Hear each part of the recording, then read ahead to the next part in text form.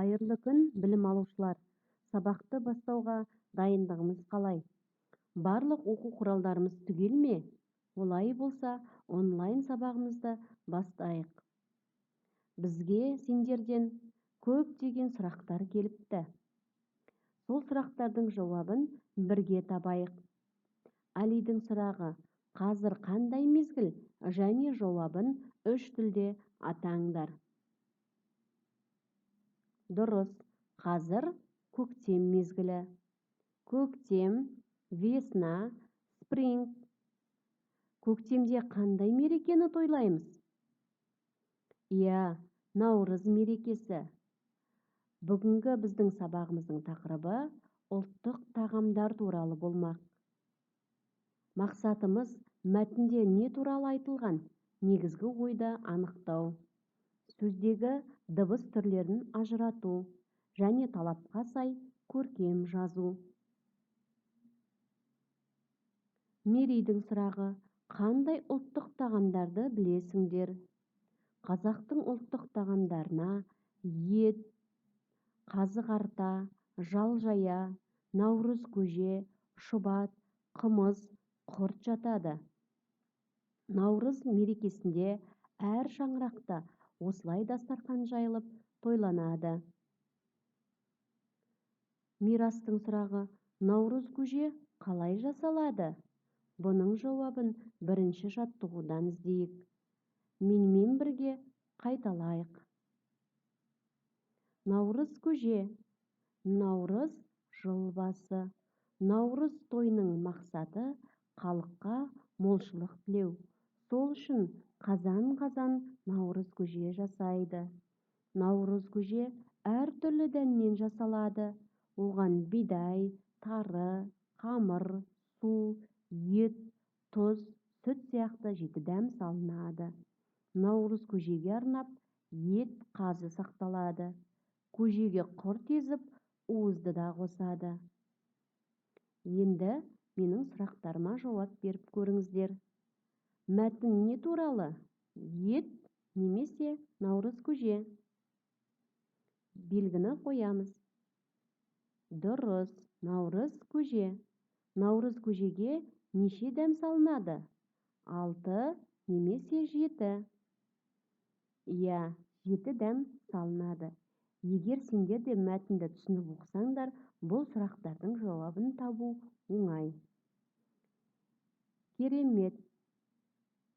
Бүгінгі сабақта ұлттық тағамдардан наурыз көженің жасалу жолын білетін боламыз.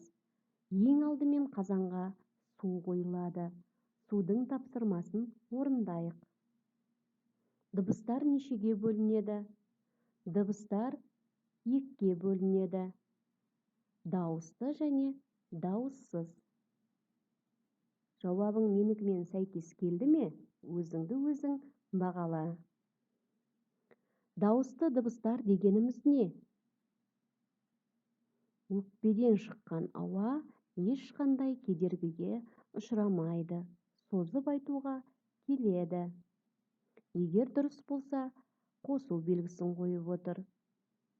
Дауыссыз дыбыстар нешеге бөлінеді? 3-ге бөлінеді. Қатаң, ұяң, үнді. Буын дегеніміз не? Сөзде қанша буын дауысты дыбыс болса, сонша буын болады. Керемет! Оқушылар, әрдайым ережені есімізге сақтап, үнемі қайталап жүрейік. Наурыз көжеге ет салып, тұз қосамыз. Бұның да тапсырмасын орындайық. Екінші жаттығуды дәптерге көркем көшіріп жазып, наурыз сөзіне дыбыстық талдау жасайық. Әділ, бұл менің қолымнан келеді. Бұл тапсырманы орындай аламын дейді. Сендер де орындап көріңдер. Уақыт кетті. Әрдайым уақытқа бағынып, тапсырманы өз уақытында орындауға тырысыңдар.